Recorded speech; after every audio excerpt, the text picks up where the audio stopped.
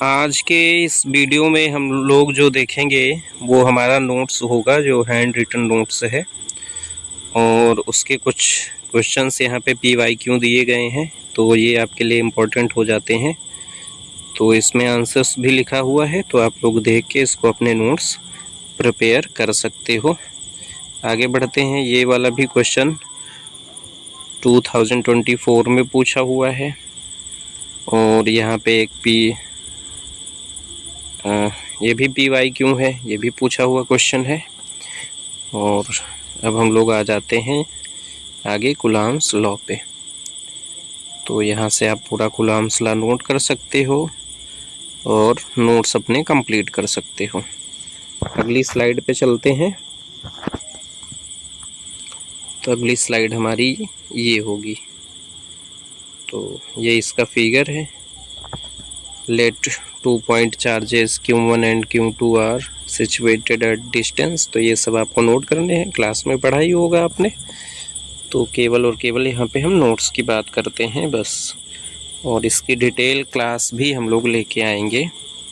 तो ये हमारा हो जाएगा Coulomb's law F = K Q1 Q2 upon में R², या F = 1/4πε0 Q1 Q2 अपॉन में R² न्यूटन।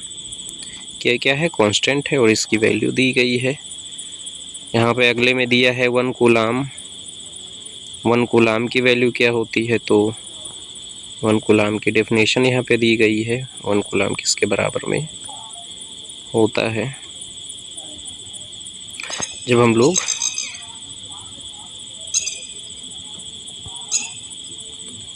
और फिर अगला आ जाएगा हमारा, ये सबसे इम्पोर्टेंट टॉपिक होता है, परमिटिविटी ऑफ फ्री स्पेस। तो उसकी भी डेफिनेशन यहाँ पे दी गई है, उसके फॉर्मूले वगैरह यहाँ पे दिए गए हैं, यहाँ से आप देख सकते हो। और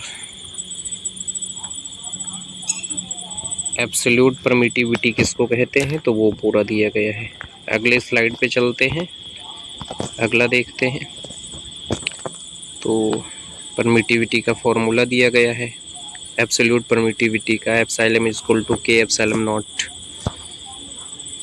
और यहाँ पे हमें कुछ डिफरेंसेस दिए गए हैं। Difference between Coulomb's law and gravitational law में क्या डिफरेंस होगा वो दिया गया है।